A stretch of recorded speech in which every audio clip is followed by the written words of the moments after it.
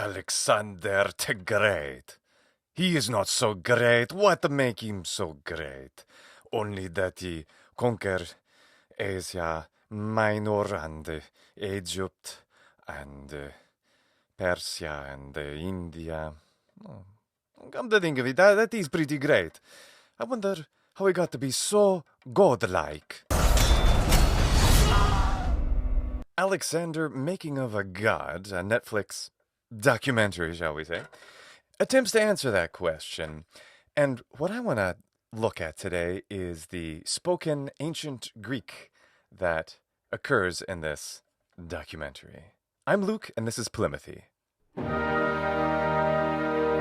This video is a collaboration with my friend and colleague, the Metatron. So after you see this video, go and check out his, where he talks about all of the historical accuracy or inaccuracy that you can find in this Netflix documentary. Or if you're coming from his video over to this one, then welcome. Aspas domaitse. So in this video, we'll talk about the ancient Greek that you can actually hear spoken in the documentary series. It's not very much, but when it occurs, it's, well, jarring and not right most of the time.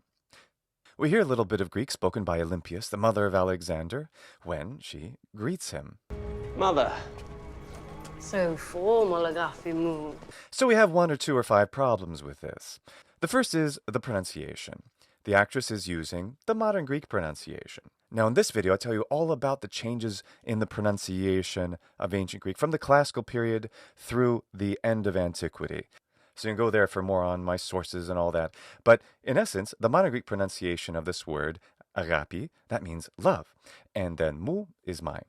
So why does that not work? Pronunciation-wise, because in ancient Greek pronunciation, say the classical Attic pronunciation, the pronunciation that Alexander the Great would have learned studying with his teacher Aristotle, an Athenian philosopher, that pronunciation is agape. Now, of course, Alexander is Macedonian, and Olympias herself wasn't even actually from the Kingdom of Macedonia originally, but all from that region. I talked extensively about what we know about the Macedonian dialect of ancient Greek, which is very little.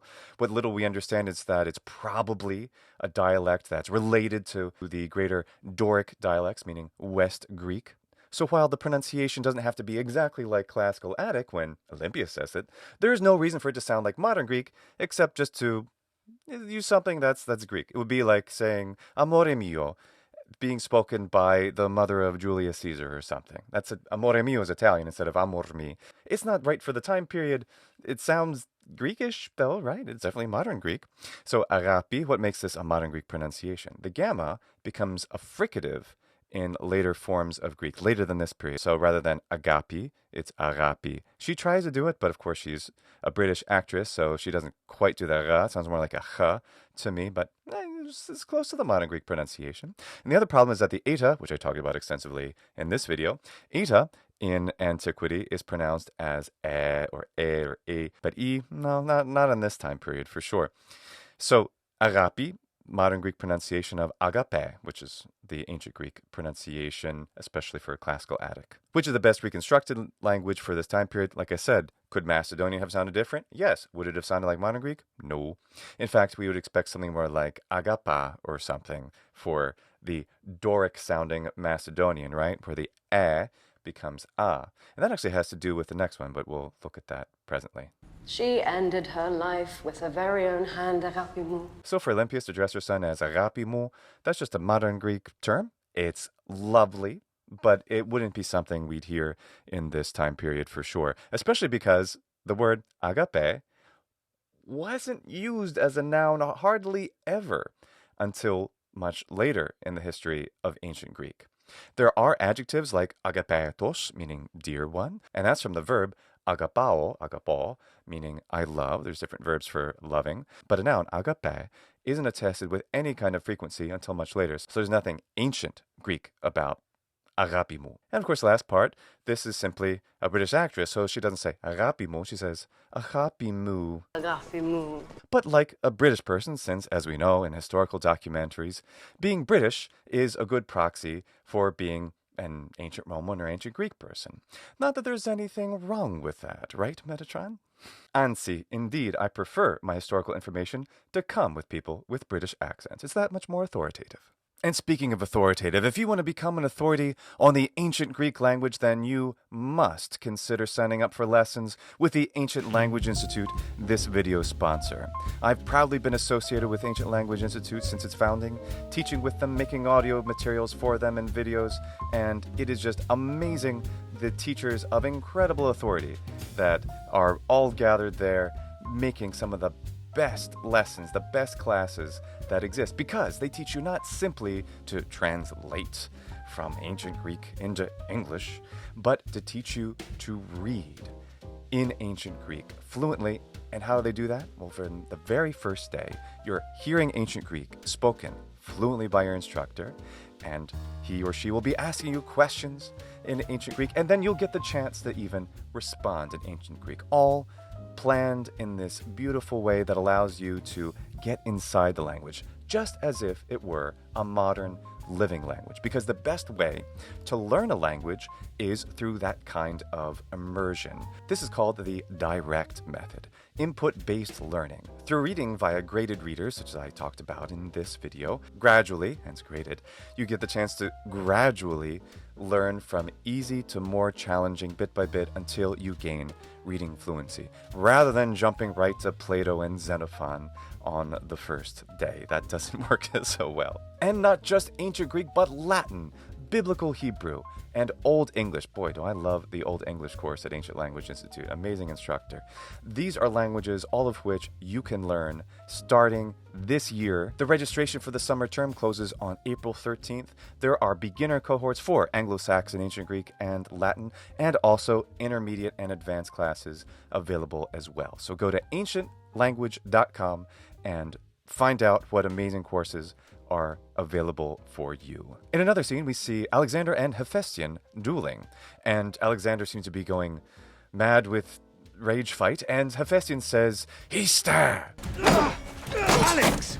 Hista! That's pretty cool. I noticed that right away. Wow, that's ancient Greek. That's the verb histami, which means to stand still.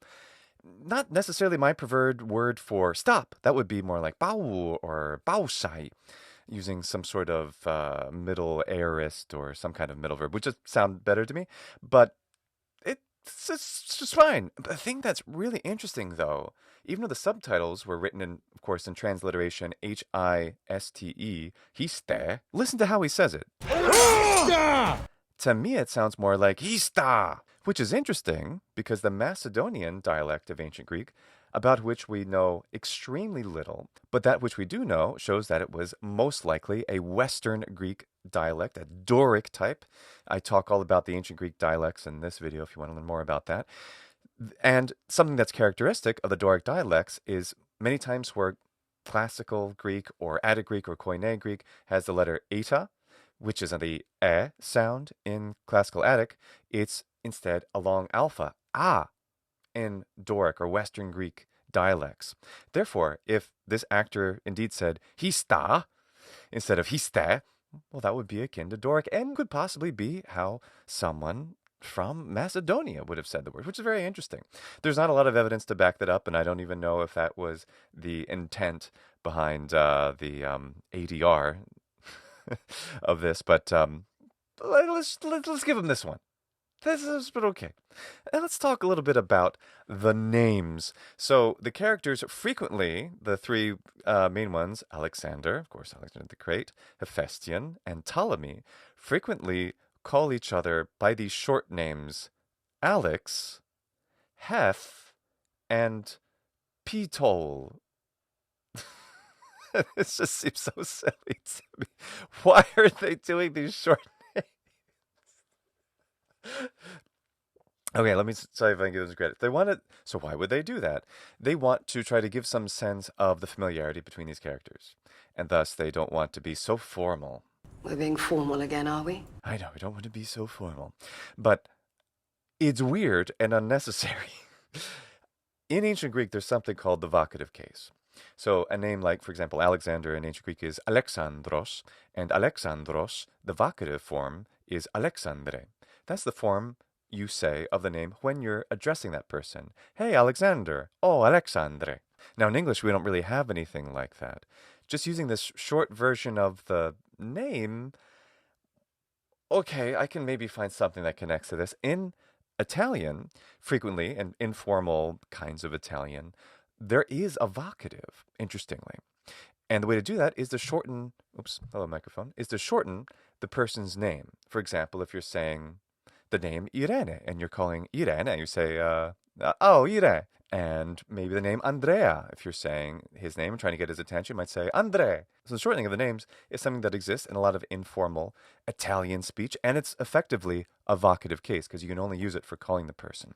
And it reminds me of this silly thing that they're doing here, but I question the wisdom of that. Now, I tend to watch almost everything with subtitles just because I like to, see words and things like that. So when I was able to read Pitol, I got what they were doing, but I have to think that this would have been so confusing for anyone who's just listening to this, like saying tall and saying hef, like Hugh Hefner. What are you talking about? This is just I found that to be a little unnecessary. The other thing too that's probably unnecessary is the insertion of ancient Greek in these little ways in a series like this, or any dramatic representation, if you're not going to go all the way. I have a lot more respect for something like Barbarians, where they actually did reconstructed classical Latin that was written excellently and pronounced adequately, kind of, in that series, rather than just inserting little bits of modern Greek or ancient Greek here and there. I know they want to give a flavor of it, but, is it really worth it? Shouldn't they try a little bit better? Or just not do that at all? Something I really liked about the Alexander 2004 movie, although there's a lot to dislike about that movie. One of the things I really liked about that movie is that, of course, the lead actor, Colin Farrell, he's Irish, so he just spoke in his natural Irish accent. And then they had the other Macedonian characters also speak in something like an Irish accent, which is interesting because we would expect Macedonians to have some kind of an accent, depending on how different their dialect is. We don't really know, but it was probably compatible or comprehensible with other ancient Greek dialects. Maybe not quite so similar as an Irish accent to, say, a British accent, but maybe something like that. And it was thematically interesting. I like that. I like that kind of, translation of the feeling of the ancient language thing into the modern language. That's a very pleasant transference, and I think preferable to just inserting random words of the ancient language. For me, it just takes me out of the experience. I'm watching a thing, okay, there's Alexander and Hephaestion, I get all that, and then it speaks ancient Greek, like, oh, but then they're not speaking ancient Greek for the rest of the time, just this one word. And the same with Olympias, and then we have Alexander say mamma in the most forced way possible, but he tried. I mean, mamma. That sounded like Italian.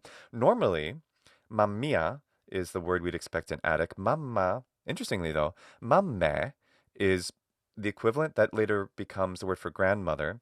But mamme would work as a word for mom, equivalent to Latin mamma, and of course Italian mamma. It's a very universal word for mom. Interesting, though, that Alexander says mamma. Later he says mama, like British, because the actor's British. And like I said, of course, it's entirely proper for British accents to be the representation of ancient cultures and languages. I love it. It's part of the whole thing. That's fine. But by saying mamma, it almost sounds like, to me, again, the Doric or West Greek version of mamme, where the eta becomes an alpha again. So I highly doubt that's what they were going for, because they would have done other things a lot better in that case. For example, they wouldn't have said agapimu, they would have said agapemu or agapamu or something else very different from that. So that's my opinion on that. Probably best not to insert the ancient language into the mouths of these people unless you know it's really good, and then why?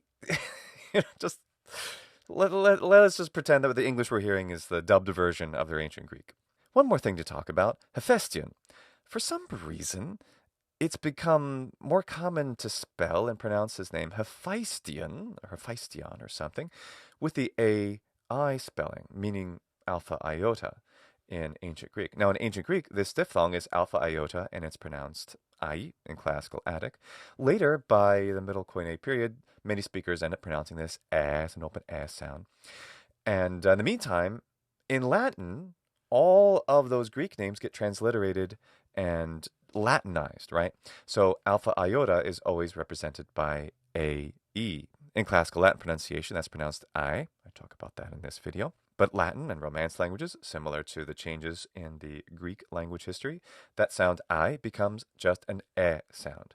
Hence, we spell it Hephaestion, and we also usually pronounce it with that E sound. AE is usually pronounced E or E or A sometimes as the English pronunciation of that digraph, which was a diphthong in classical Latin and in classical Greek. So my issue is with the spelling mostly, and then the choice to pronounce it somewhat reminiscent of classical Greek, but not entirely, because they're still saying Hephaestion instead of Hephaestion or something. You know, it's just, don't do it halfway. And this is a very important point, the words we have from ancient Greek historical figures and characters and names and terms and all of them come to us via Latin. That means they've all been Latinized in their spelling, and therefore, this is important for English. This is just how these terms are. Our English language terms that came ultimately from ancient Greek, they came to us via Anglo-Norman, from Old French, from Latin, including late Latin and classical Latin, and then eventually from Koine Greek and classical Greek. So that is why they're spelled and pronounced differently. So why then force a Hellenization, a perfect Greekicization of this spelling, and then attempting to pronounce it I instead of Hephaestion? I don't understand that. Why do that? Because we're going to do that for all the names. Instead of Alexander, call him Alexandros or Alexandros, if we want to use an anglicized pronunciation of the spelling that's from ancient Greek, Alexandros, and Ptolemaios, right, instead of Ptolemy. You know, don't do half measures. That's how I feel about it. How do you feel about it? Let me know in the comments. Go see Metatron's video right now. You won't be sorry. You'll enjoy it, I'm sure. Let him know that I sent you. Thanks again to the Ancient Language Institute, and thanks to each and every one of my Patreon supporters. Hugiainade.